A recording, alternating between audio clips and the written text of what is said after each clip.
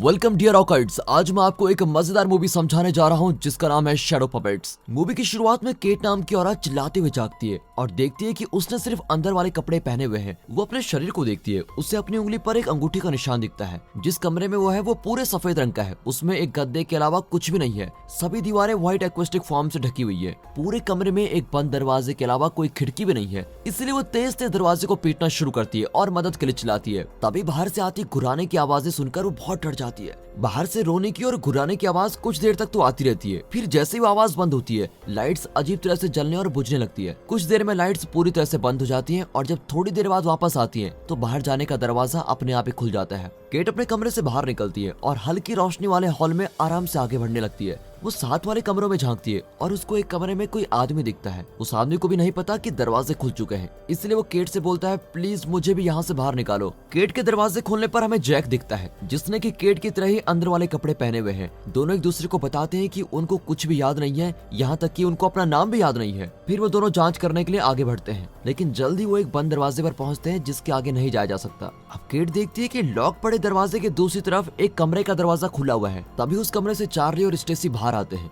थोड़ी देर बातचीत करने पर पता लगता है कि वो सभी एक ही नाव के सवारी हैं। मतलब यह है कि उनमें से किसी को नहीं पता कि वो खुद कौन है और यहाँ पर क्या कर रहे हैं। इसलिए वो तय करते हैं कि वो हॉल के दूसरी तरफ जाएंगे और जैसे ही किसी को बाहर निकलने का रास्ता मिलेगा तो वो वापस यहाँ पर आ जाएंगे। जैक और केट एक खुफिया कमरे में पहुंचते हैं जहाँ उन्हें एक ताबूत की तरह दिखने वाली अजीब मशीन दिखती है। केट बोलती है कि मेरे हिसाब से इसी कमरे में सभी की याददाश्त को मिटाया गया होगा और अचानक उनको बहुत तेज किसी चीज को पटकने की आवाज आती है और उसके साथ ही किसी राक्षस के घुराने की आवाज भी आती है। इस सब के दौरान चार्ली और स्टेसी एक कमरे में पहुंचते हैं जहां उन्हें किताबें रखने वाला एक शेल्फ मिलता है और साथ ही उनको एक ब्लैक बोर्ड दिखता है जिस पर थोड़ा बहुत कुछ लिखा हुआ है। कुछ देर में उनको भी राक्षस के घुर्राने की आवाज सुनाई देती है। आखिरकार घूमते फिरते वो एक दरवाजे पर पहुंच जाते हैं जो कि डरावने दिखने वाले बेसमेंट की तरफ जाता है। स्टेसी बोलती है मैं इससे आगे नहीं जाऊंगी, मुझे बहुत डर लग रहा है, लेकिन चश्मे वाला चार्ली हिम्मत करके नीचे अंधेरे वाले बेसमेंट में चले जाता है। जल्द ही वो एक स्विमिंग पूल के पास पहुंचते हैं जिसमें एक औरत नहा रही होती है। चार्ली के पीछे पीछे स्टेसी भी वहाँ पर पहुंच जाती है। इस लड़की का नाम एम्बर है और उसने दोनों को देख भी लिया है। वो उनसे बोलती है तुम दोनों छुप क्यों रहे हो,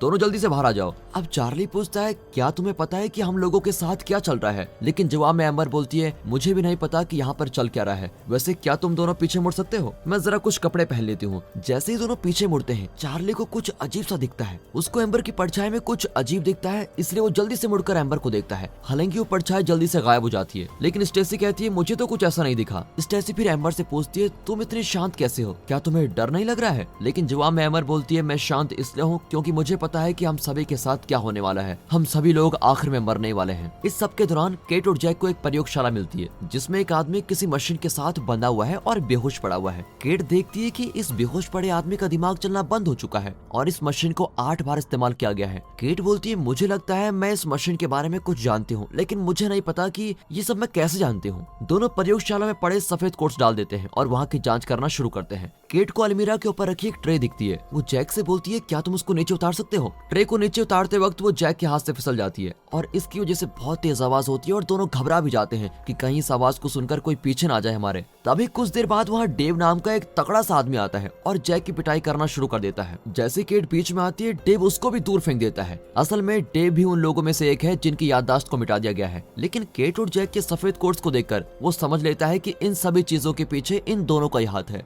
इसके बाद वो केट के बाल पकड़कर उसको मारने की धमकी देता है। जैसे केट बोलती है देखो हम तीनों ने एक जैसे अंदर वाले कपड़े पहने हुए हैं, तब डेव उसको छोड़ देता है। डेव बोलता है जब से मैं जगा हूँ मैं तो पागल ही हो चुका हूँ क्योंकि मुझे कुछ भी याद नहीं है, मैं जल्दी से यहाँ से निकलना चाहता हूँ। केट बोलती है देखो हमें अगर यहाँ से बाहर निकलना है तो हमें साथ मिलकर काम करना होगा। ये बात सुनकर डेव उन्हें बताता है कि मैंने हॉल के आखिर में एक दरवाजा देखा, लेकिन मेरे ख्याल से वो बिजली से चलता है। तभी उन्हें पता चलता है कि जो शुरू में उन्होंने पटकने की आवाज सुनी थी वो डेव की वजह से आ रही थी। डेव उस दरवाजे को खोलने की नाकाम कोशिश कर रहा था। जब वो बातचीत कर रहे होते हैं तो तभी उनका ध्यान कुछ चीजों की परछाई पर जाता है जो कि डेव की परछाई की तरफ बढ़ती जा रही है। जल्दी सभी परछाई इकट्ठा हो जाती है और परछाई वाला हथियार बाहर निकलकर डेव की छाती में घुस जाता है और उसको वहीं मार देता है। जैक और केट ये देखकर दोनों वहां से भागने लगते हैं और जब वो पीछे मुड़कर देखते हैं तो वही अजीब सी परछाई डेव को वापस अंदर खींच लेती है। अब जैक और केट दोबारा उस कमरे में जाते हैं जहाँ पर याददाश्त को मिटा दिया गया था। जैक बोलता है हमें कुछ देर यहीं छुप जाना चाहिए, लेकिन केट ऐसा करने से मना कर देती है, इसलिए वे भागते रहते हैं और वो परछाई भी अभी भी दोनों का पीछा कर रही होती है, लेकिन वो दोबारा बंद दरवाजे पर पहुंच जाते हैं। हालांकि वो हार नहीं मानते और दरवाजे को पीट पीट कर तोड़ देते हैं। दोनों बड़ी मुश्किल से उस परछाई से बच पाते हैं और एक कमरे में सही सलामत चले जाते हैं। जैक के हाथ पर एक खरोंच लग गई है, इसलिए केट उस खरोंच को कपड़ा बांध देती है। कुछ समय बाद दोनों कमरे से बाहर आते हैं और घूम फिर कर उसी जगह पर पहुंचते हैं जहां बेसमेंट में जाने का रास्ता है। अब दोनों स्विमिंग पूल के पास पहुंच चुके हैं और उनको पैरों के निशान दिखते हैं जो कि कपड़े बदलने वाले कमरे की तरफ जा रहा है। उनको कमरे में तो कोई नहीं दिखता, लेकिन वहाँ पड़ा तौलिया अभी भी गीला पड़ा है। तभी अचानक पीछे से एम्बर आती है और ये बहुत ज्यादा डर जाते हैं। केट और जैक उसको बताते हैं कि एक खतरनाक परछाई ने हमारा पीछा किया और उसने डेव नाम के एक आदमी को मार भी दिया है, लेकिन कोई भी उसकी बात पर विश्वास नहीं करता। अब जैक बोलता है, हमें डेव ने बताया था कि उसको एक बिजली से चलने वाला दरवाजा मिला था जिससे हम बाहर जा सकते हैं। इसके जवाब में एम्बर बोलती है, हमें जाकर उस दरवाजे को अब तो देखना ही चाहिए। ना चाहते हुए भी सभी लोग उसके पीछे पीछे चल रहे होते हैं। वो सभी को एक स्टील के दरवाजे के सामने लेके आती है और उस दरवाजे पर एक फाइल भी लटकी हुई है। साथ ही साथ वहाँ बहुत सारी चाबियां भी मिलती है। जैक के मना करने के बाद भी केट उस दरवाजे को खोल देती है। अंदर जाकर उनको चेन से बंधा हुआ एक आदमी मिलता है। इस आदमी का नाम स्टीव है और बाकी सभी की तरह इस आदमी की याददाश्त को भी मिटा दिया गया है। अब जैसा कि स्टीव भी बाकी सभी की तरह यहाँ फंसा हुआ है, इसलिए केट उसकी चेन खोल देती है और वो एक बार भी इसके बारे में नहीं सोचती। स्टीव बोलता है, तुम लोगों को मुझसे डरने की कोई जरूरत नहीं है। फिर वो साथ वाले दरवाजे की तरफ इशारा करते हुए बोलता है, तुम्हें मुझसे नहीं बल्कि इस दरवाजे के पीछे वाली औरत से डरना चाहिए। उस समय कोई एम्बर को नहीं देख रहा होता है, इसलिए वो चुपचाप वहाँ से निकल जाती है। दरवाजे के पीछे मेलिसा नाम की औरत है और उसको भी बंदी बनाकर रखा गया है। उसके चेहरे पर मास्क लगाया हुआ है ताकि वो कुछ बोल ना पाए। सभी के मना करने के बाद भी केट दरवाजा खोल ही देती है ताकि वो अंदर फंसी मेलिसा को बाहर निकाल सके। अब सभी देखते हैं कि स्टीव के पीछे वही परछाई इकट्ठा हो रही है। फिर उस परछाई से बाहर निकलते भालू से बचने के लिए स्टीव जल्दी से छलांग लगा देता है। तभी मेलिसा जल्दी से वहाँ के बल्ब को तोड़ देती है, जिससे वहाँ पर अंधेरा हो जाता है। इसके बाद जैक बाकियों से बाहर जाने को बोलता है और खुद एक लाइट लेकर केट और मेलिसा को ढूंढने निकल जाता है। उसको केट तो मिल जाती है, लेकिन मेलिसा जिंदा नहीं बच पाती और उसकी लाश एक तरफ खून में पड़ी हुई है। केट को बहुत बुरा लग रहा होता है कि वो मेलिसा को बचा नहीं पाई, लेकिन किसी और के मरने से पहले जैक केट को खींचते हुए अपने साथ लेके जाता है। बाहर स्टीव एम्बर का गला पकड़कर खड़ा होता है और जैक उससे पूछता है, तुम हमें अंदर क्यों छोड़कर चली गई थी? एम्बर बोलती है, तुम सभी लोग भी वैसे मारे जाओगे जैसे कि यहाँ काम करने वाले लोग मारे गए थे। चार्ली पूछता है, हमें यहाँ पर कोई क्यों नहीं मिल रहा है? हम लोगों की याददाश्त के साथ क्या हुआ है? वो सभी एक दूसरे पर अब शक करने लगते हैं कि उनमें से ही कोई एक ऐसा है जिसको सभी चीजों के बारे में अच्छे से पता है। लेकिन केट सभी पर गुस्सा करते हुए बोलती है, हमें एक दूसरे पर शक करने की जगह एक दूसरे के साथ मिलकर काम करना चाहिए, क्योंकि अभी हम सभी बहुत बड़े खतरे में हैं। तभी केट का ध्यान एक दरवाजे पर जाता है और वो पूछती है,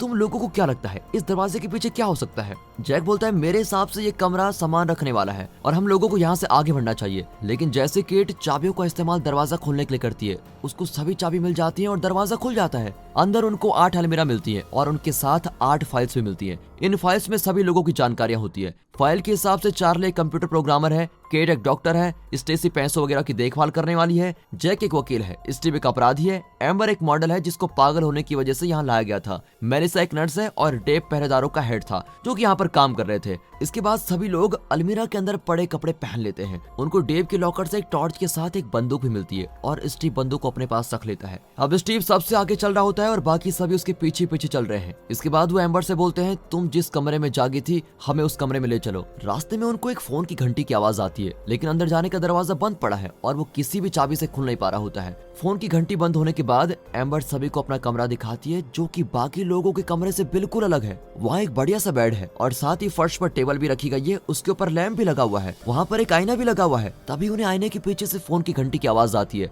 इसलिए स्टीव उस आईने पर गोली मारता है और टेबल की मदद से सारा कांच तोड़ देता है। हम सभी अंदर पहुंच जाते हैं, लेकिन वो फोन उठाने में देरी कर देते हैं। सभी इस कमरे के हाल देखकर बहुत डर जाते हैं क्योंकि कमरे में सभी जगह खून लगा हुआ है, लेकिन वहाँ पर एक भी लाश नहीं है। और अब खून देखकर वो मान लेते हैं कि इस कमरे में बहुत सारे लोगों को मारा गया है। चार्ली कंप्यूटर पर देखकर जांच करता है तो उसको पता लगता है कि वो सभी मानसिक रोग का इलाज और जांच करने वाली किसी जगह पर है जिसको डॉक्टर फ्रेडरिक मेंगर चलाता है। और अब पता चलता है कि डॉक्टर फ्रेडरिक ने ही लोगों की मानसिक बीमारियों को ठीक करने के लिए एक मशीन बनाई थी। चार्ली आगे बताता है कि डॉक्टर फ्रेडरिक अपनी मशीन की और जांच करना चाहता था, इसीलिए उसने सबसे पहले एम्बर के ऊपर अपना प्रयोग शुरू किया। इसके बाद उसने स्टीव के ऊपर प्रयोग किए। चार्ली बताता है कि मशीन को केवल 8 बार इस्तेमाल किया गया है, लेकिन रिकॉर्ड्स के मुताबिक जैक ही वो आखिरी इंसान है जिस पर मशीन का इस्तेमाल किया गया था। रिकॉर्ड्स के हिसाब से देखें तो जैक को कोई पैरालिसिस बीमारी थी, लेकिन आखिरी प्रयोग के दौरान कुछ बड़ी गड़बड़ी हो गई थी। इस सब के हिसाब से तो एम्बर, स्टीव और जैक यहाँ मर्जी के तौर पर आए थे, लेकिन डेव, मेलिसा और चार्ली यहाँ पर काम किया करते थे।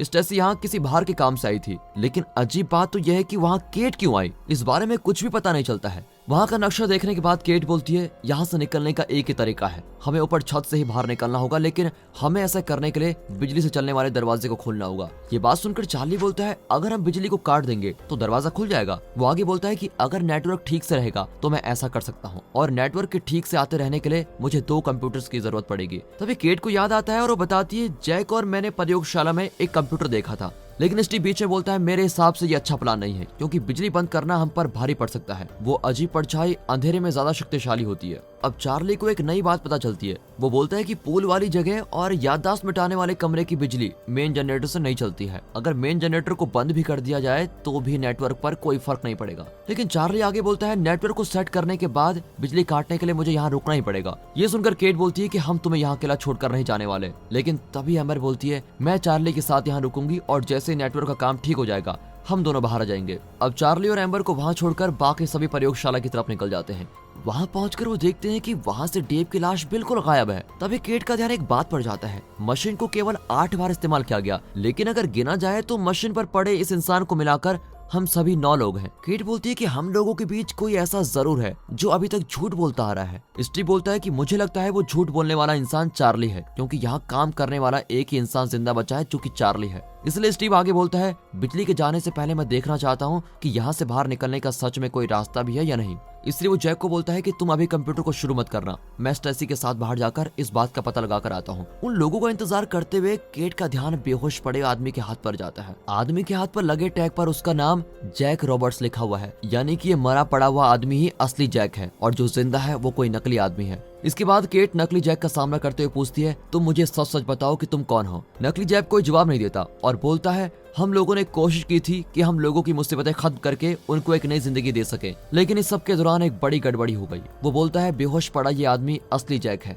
इसका ब्रेन डेड हो चुका है, इसीलिए इसकी याददाश्त खत्म करते समय मशीन को इसका दिमाग नहीं मिला तो मशीन ने इसकी आत्मा पर हमला कर दिया। इस वजह से इसकी आत्मा अब एक परछाई वाली जानलेवा जीव में बदल चुकी है और तब से परछाई वाली ये जानलेवा चीज सभी जिंदा चीजों को खत्म करने में लगी हुई है। वो आगे बोलता है मैं ही वो इंसान हूँ जिसने इस पूरी बिल्डिंग को बंद किया था ताकि ये जानलेवा जीव बाहर न जा सके। अब केट को महसूस होता है कि ये आदमी असल में डॉक्टर फ्रेडरिक मैंगर है, इसीलिए वो अपनी असली पहचान के बारे में पूछती है। अब इसके जवाब में डॉक्टर बोलता है तुम मेरी पत्नी हो, और ऐसा बोलते ही वो कंप्यूटर को शुरू कर देता है। वो बोलता है मेलिसा मेरे आइडिया के खिलाफ थी और उसने इस बारे में स्टेसी को बता दिया था, इस वजह से सरकार ने हमारे खोज के लिए पैसा देना बंद कर दिया था और इसी कारण मुझे स्टेसी और मेलिसा की याददाश्त को मिटाना पड़ा। ये वाली बात चार्ली और डेव को भी पसंद नहीं आई, इसलिए मैंने उनकी यादें भी खत्म कर दी। वो भावुक होते बोलता है मेरी प्यारी केट, तुम मेरी बीवी होने के बाद भी मेरे खिलाफ चली गई थी और तुम मुझसे दूर ना हो जाओ, इसलिए मैंने तुम्हारी याददाश्त को भी मिटा दिया था। इसके बाद वो अपने कपड़े उतारने लगता है और बोलता है छाया वाला यह प्राणी उन लोगों पर पहले हमला करता है जिनकी पहचान बिल्कुल सही सलामत है। अगले सीन में जैसे स्टेसी और स्टीव वापस आते हैं, जैक पीछे से स्टीव को चाकू मार देता है। केट बोलती है स्टेसी तुम यहाँ से भाग जाओ, और खुद भागने से पहले वो फ्रेडरिक को मार देती है।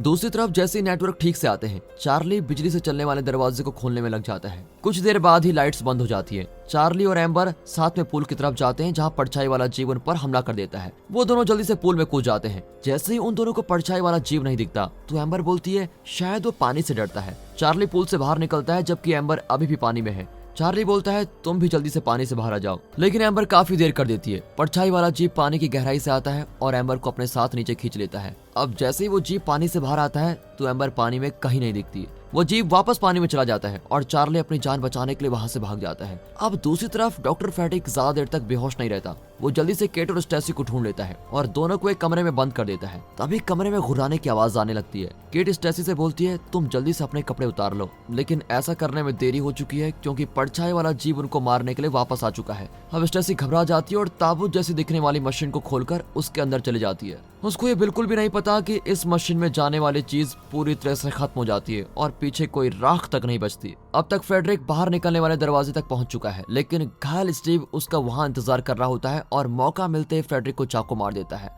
लेकिन इससे पहले कि स्टीव बाहर जा पाए, फ्रेडरिक स्टीव को गोली मार देता है। लेकिन फ्रेडरिक के बाहर निकलने से पहले ही वो छाया वाला जीव आ जाता है और उसको जान से मार देता है। इस सब के दौरान चार्ली केट को बचाने के लिए पहुंच जाती है और दोनों मिलकर बाहर जाने के लिए दरवाजे की तरफ निकल लेते हैं। उनके रास्ते को परछाई वाले जीव ने रोका हुआ है। वो उस जीव को भगाने के लिए अपने टॉर्च का इस्तेमाल करते हैं और किसी तरह से बाहर ही आ जाते हैं। वो खतरनाक जीव भी आजाद हो गया है। केट और चार्ली को पता लगता है कि वो दोनों एक जंगल के बीचों बीच हैं और बदकिस्मती से अभी रात का समय है। अब जैसा कि अंधेरे में छाया वाला जीव और भी शक्तिशाली हो जाता है, इसलिए चार्ली और केट को अब नहीं पता कि उन पर कब हमला हो जाए। उनके पास एक ही चारा है कि वो बिना रुके भागे। भागते भागते वो एक पेड़ के पास रुकते हैं और दोनों नीचे गिर जाते हैं। तभी उनको परछाई वाला जीव दिखता है, लेकिन उन दोनों की किस्मत अच्छी है क्योंकि जैसे ही वो जीव उन पर हमला करने वाला होता है तभी सूरज निकल जाता है। छाया वाला जीव भागने की कोशिश करता है, लेकिन आखिर में वो सूरज की शक्तिशाली किरणों से तबाह हो जाता है। कुछ समय बाद फिर केट जागती है और पूछती है उस खतरनाक जीव के साथ क्या हुआ, वो कहाँ है? जिसके जवाब में चार्ली बोलता है वो सूरज की रोशनी से खुद ही मर गया। अब खूबसूरत दिख रहे आसमान को दोनों मुस्कुराते हुए देखते हैं। चार्ली केट की उठने में मदद करता है और दोनों जंगल से बाहर निकलने लगते हैं। और दोस्तों इसी के साथ ये मूवी यहाँ पर खत्म होती है। दोस्तों रुकिए, क्या हो अगर आप अपने फ्रेंड्स के साथ स्विमिंग पूल में नहाने गए और अचानक से स्विमिंग पूल बंद हो जाए और आप बाहर न निकल पाए और फिर आपको बाहर निकलने के लिए बहुत सारे प्रयास करने पड़े। कुछ ऐसा ही होता है इस मूवी में जो मैं आपको सजेस्ट करने वाला हूँ। इस मूवी का नाम है 12 फीट डीप। दोस्तों आप इसको जरूर देखें, ये बड़ी अच्छी सर्वाइवल मूवी है। बाकी अगर वीडियो अच्छी लगी हो, मूवी अच्छी लगी हो, एक्सप्लेनेशन अच्छा लगा हो तो वीडियो को लाइक कीजिएगा, चैनल को सब्सक्राइब कर दें। बाकी मिलते हैं अगली वीडियो में, तब तक के लिए गुड बाय, अपना ख्याल रखिएगा and finally thanks for watching.